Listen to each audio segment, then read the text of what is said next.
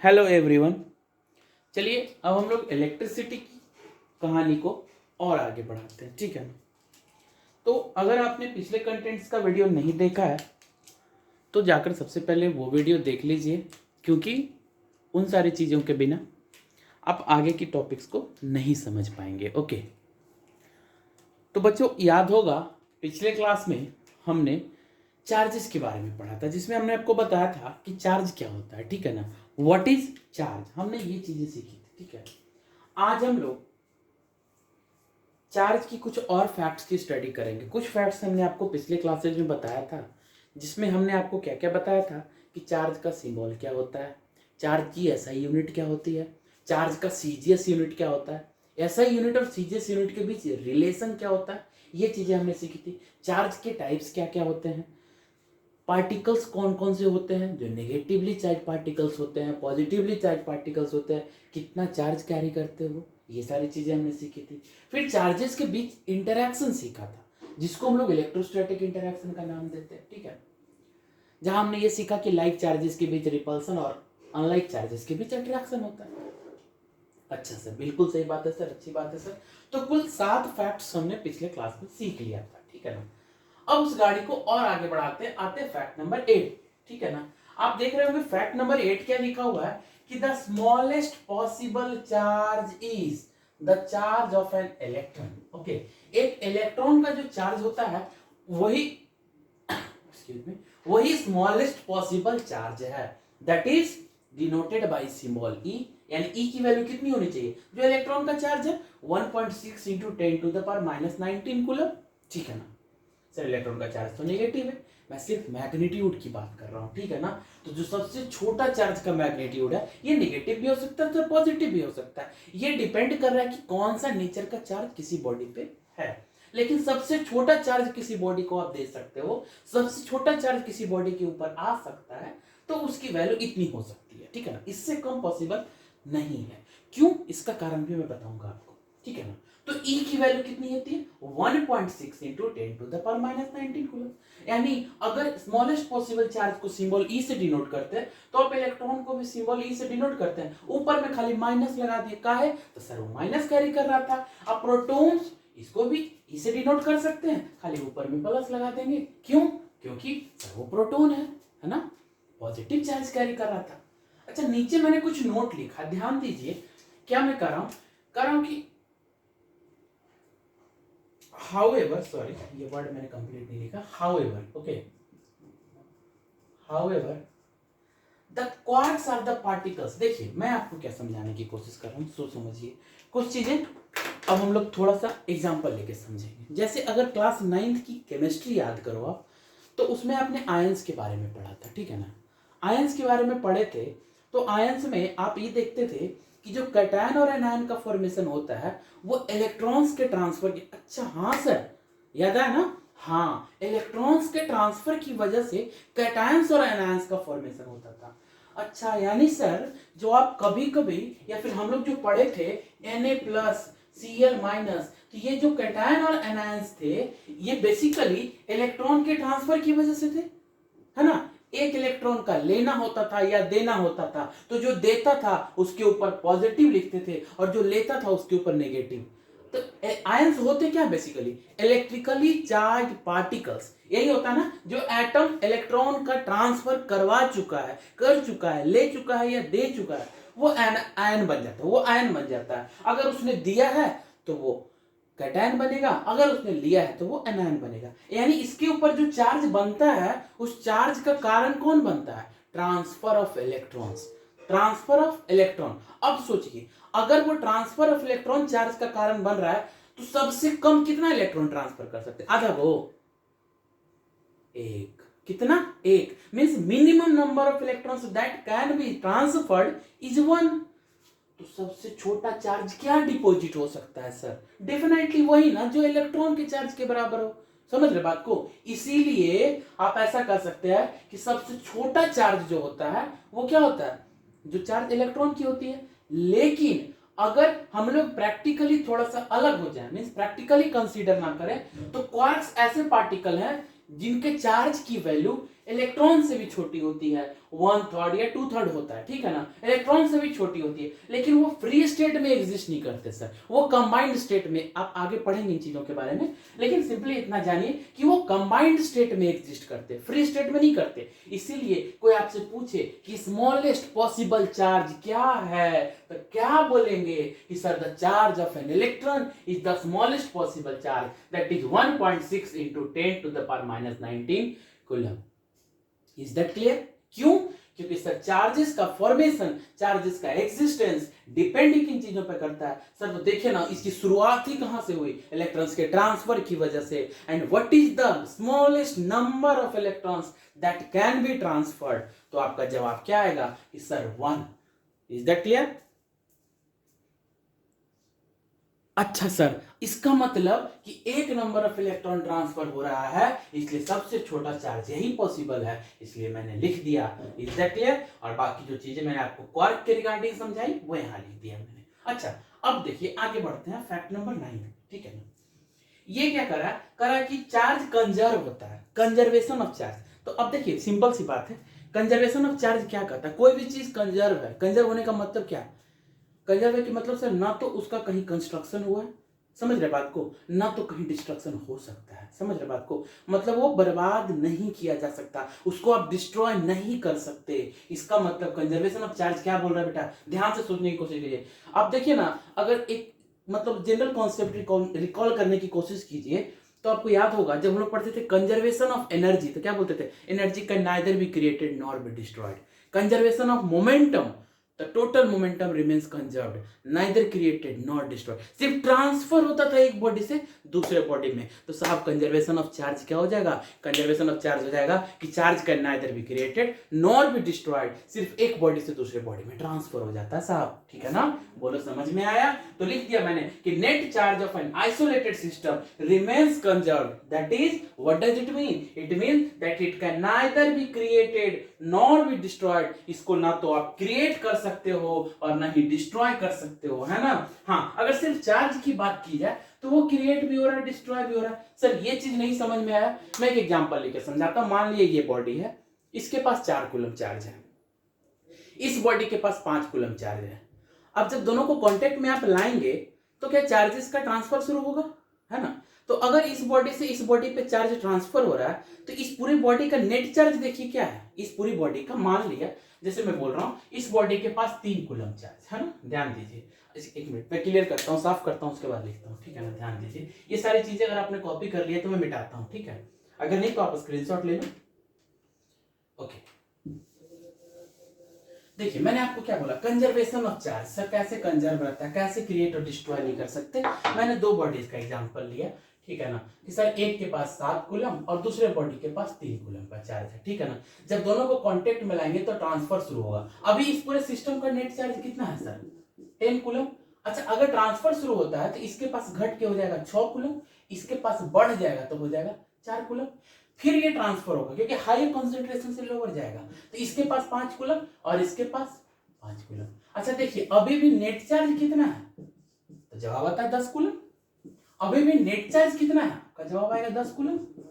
लेकिन अगर इस इंडिविजुअल बॉडी के चार्ज की बात की जाए तो सर ये घटता नजर आ रहा है, 7 से 6 हो गया, 6 से 5 हो गया, तो चार्ज की वैल्यू घट रही है, चार्ज की वैल्यू बढ़ रही है, लेकिन नेट चार्ज ना तो घट रहा है ना तो बढ़ रहा है, वो कंजर्व रहता है सर। क्यों? क्योंकि चार्ज हमेशा नेचर में कंजर्व होता है, ठीक है ना? इसलिए आप कहते हैं कि charge can neither be created nor be destroyed, the net charge can neither be created nor be destroyed, but as far as charge is concerned it can be created or be destroyed, and this property of charge is known as conservation of charges। charges की इस property को हम लोग conservation of charge बोलते हैं। is that clear? okay, hope आपको समझ में आया हो, ठीक है ना? आगे बढ़ते हैं।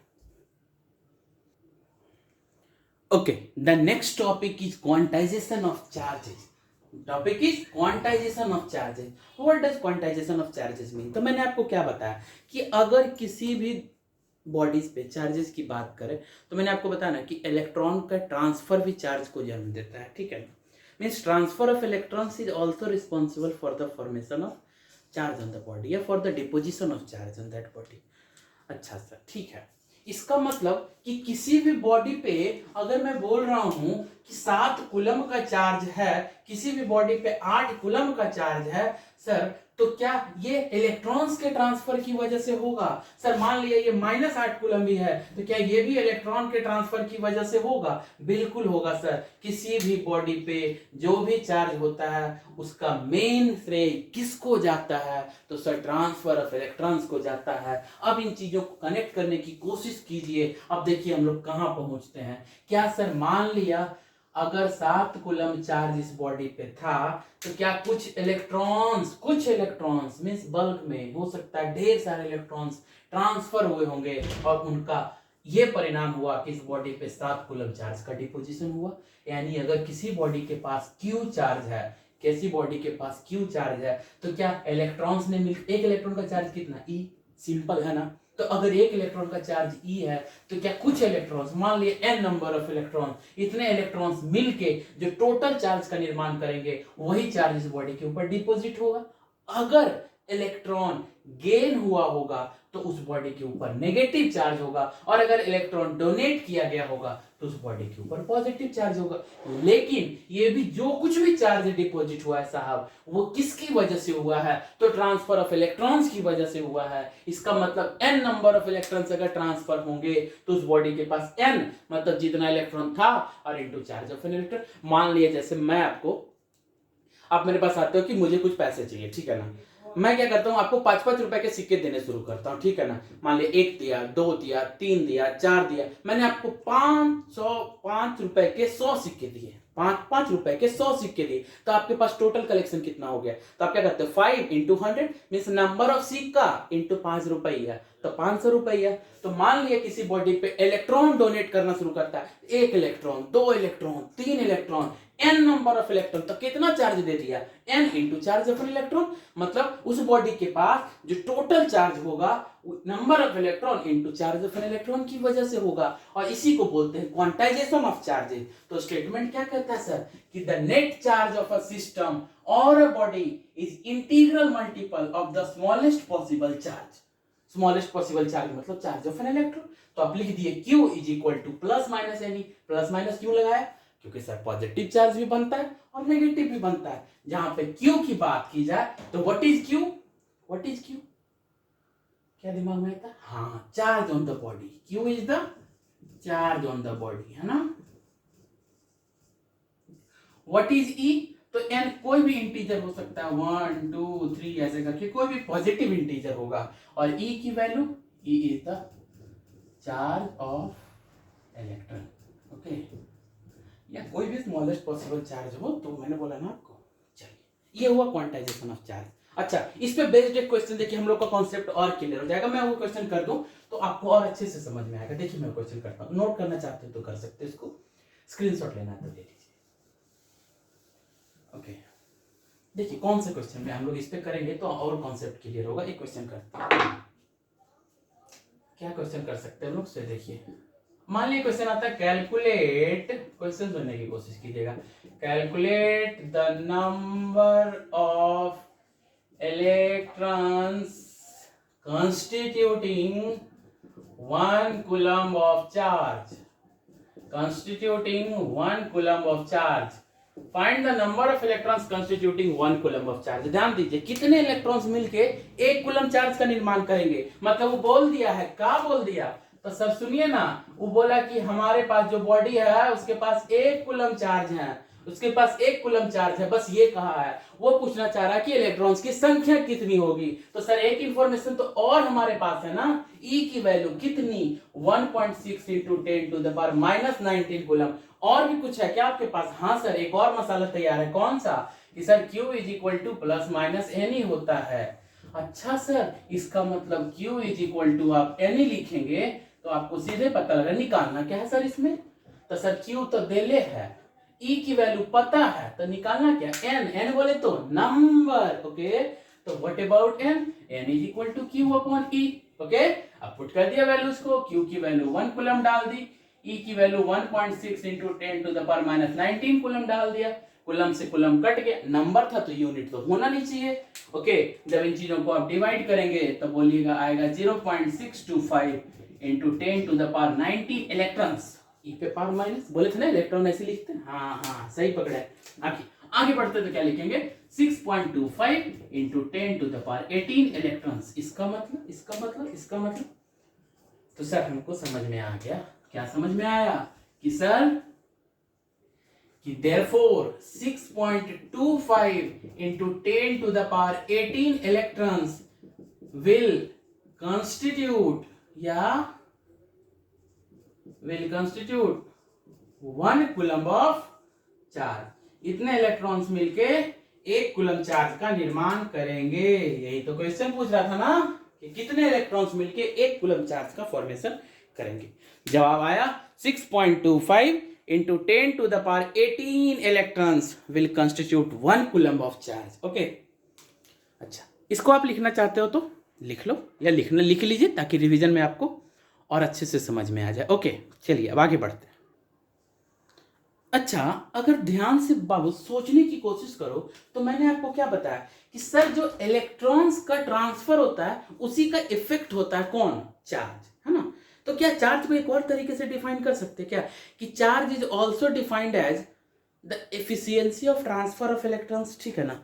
तो हम लोग ऐसे भी डिफाइन कर सकते हैं चार्ज को कि charges are also defined as the efficiency of transfer of electrons. देखिए हाँ, तो क्या बोला हमने बोला कि charges are also defined as the efficiency of transfer of electrons के ट्रांसफर की एफिशिएंसी को भी हम लोग क्या बोलते हैं, चार्ज बोलते हैं। तो ये की डेफिनेशन भी हो सकता है। एक मैंने वो भी बताया था आपको कि it is defined as the property of particles which is responsible for attraction और रिपल्शन अमंग देम।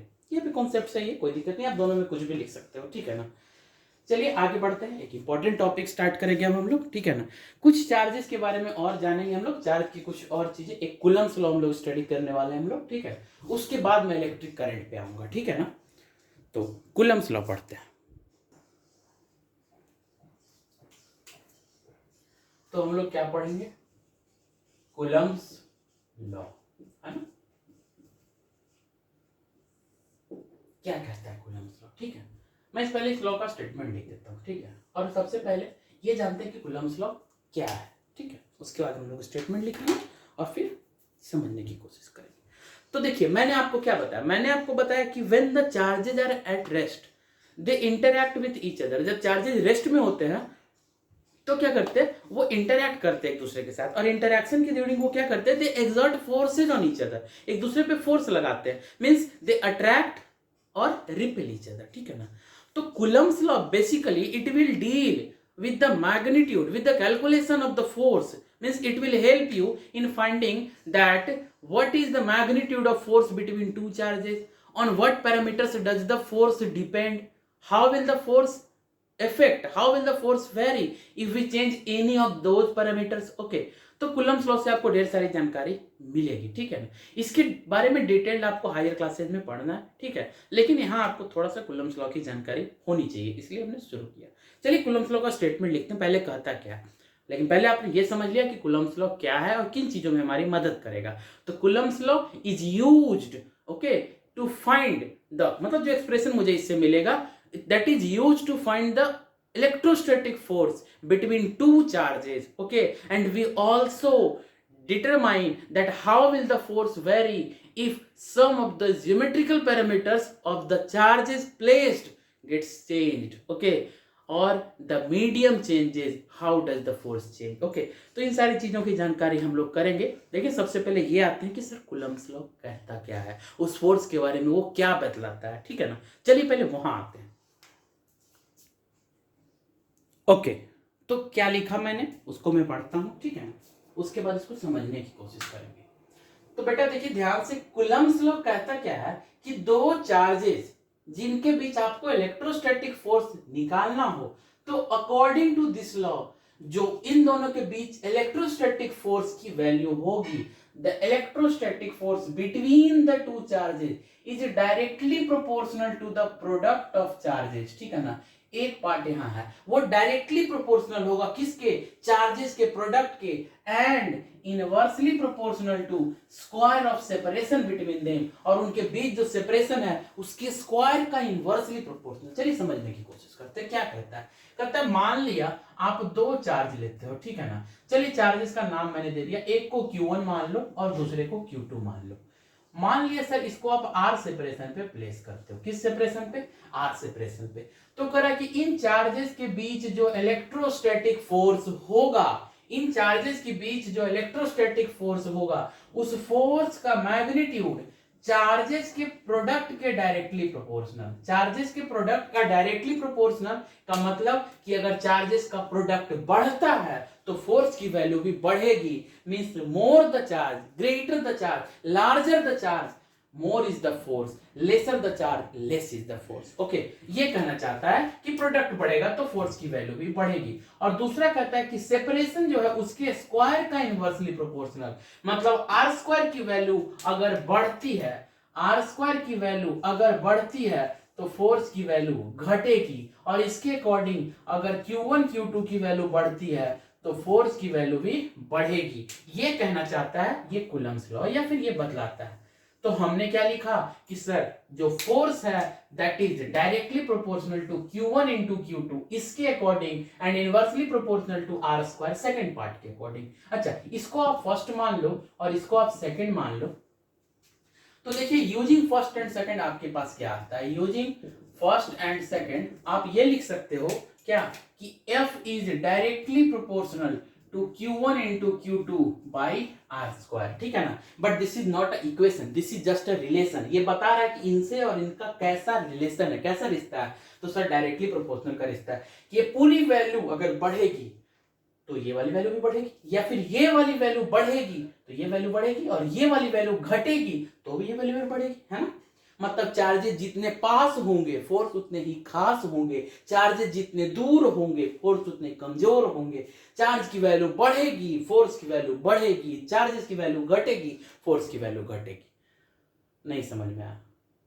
ओके, अच्छी बात, आना भी चाहिए, ठीक है ना। अब अगर हम लोग इसको किसमें, इक्वेशन में कन्वर्ट करें, ठीक है ना, तो हम लोग लिख सकते हैं कि sir F is equal to, तो ये प्रोपोर्शनलिटी साइड गया कहां, एक इक्वलिटी को लाने के लिए। तो जब वापस आता है तो अपने साथ एक कांस्टेंट लेके आता है जिसको प्रोपोर्शनलिटी कांस्टेंट बोलते हैं, और हो जाता है K Q1 Q2 by R square. और इसको प्रोपोर्शनलिटी कांस्टेंट को, क्योंकि इलेक्ट्रोस्टैटिक फोर्स के साथ है इसीलिए इसको बोलते हैं इलेक्ट्रोस्टैटिक कांस्टेंट। इसको क्या बोलते हैं, इलेक्ट्रोस्टैटिक कांस्टेंट।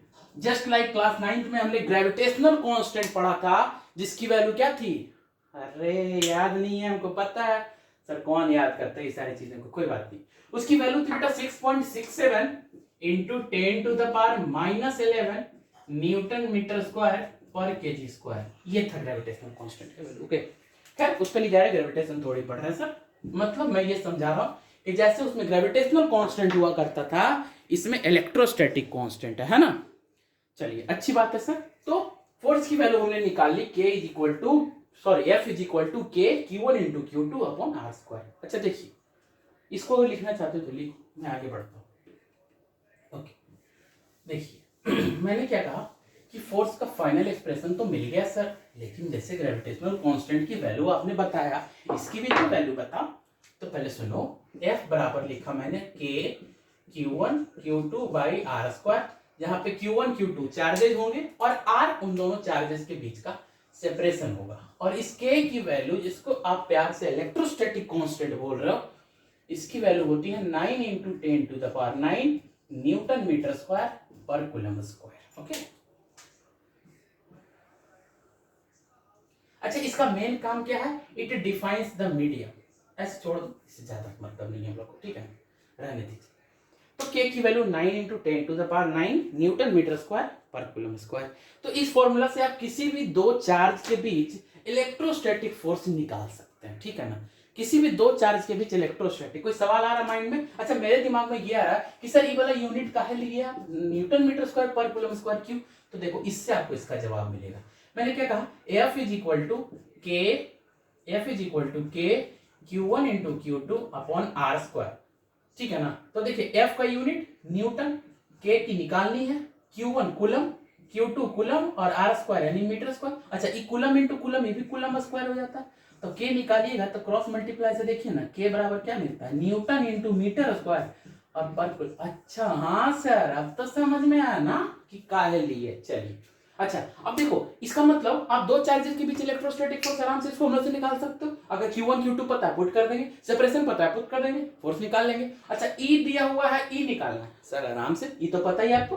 सर ये दिया हुआ, ये दिया हुआ, ये दिया हुआ, ये निकालना है। कोई भी मतलब इस इक्वेशन में अगर कोई भी एक चीज गायब है तो आप निकाल सकते हैं ना, सिंपल सा कैलकुलेशन हुआ, ठीक है ना। चलिए ये कूलम्स लॉ तक का सेशन हम खत्म करेंगे। अगले लेक्चर में मैं आपको इलेक्ट्रिक पोटेंशियल और पोटेंशियल डिफरेंस से आगे स्टार्ट करेंगे, ठीक है ना।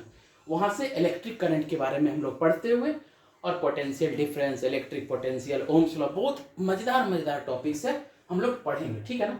तब तक आपने क्या करना है, जो फर्स्ट लेक्चर में कंटेंट पढ़े थे, जो ये सारी चीजें पढ़ी है ना, इन सारे टॉपिक्स को रिवाइज करना है रेगुलर, एक अच्छा सा नोट्स तैयार कर लेना है, ताकि जब कभी भी पलट के आप देख सको तो आपके माइंड में चीजें आराम से चमक उठे। अच्छा ये तो जानते हैं, अच्छा ये तो जानते हैं, हाँ सर पढ़ाए थे, अच्छा ये वो होता है। ताकि इन सब चीजों का, तो कभी बुक भी पढ़ रहोगे ना तो कोई भी चीजें अननोन नहीं लगेगी बेटा, ठीक है ना। मैं इसलिए कह रहा हूँ, तो इसका ध्यान रखते हुए हम लोग गाड़ी को आगे बढ़ाएंगे।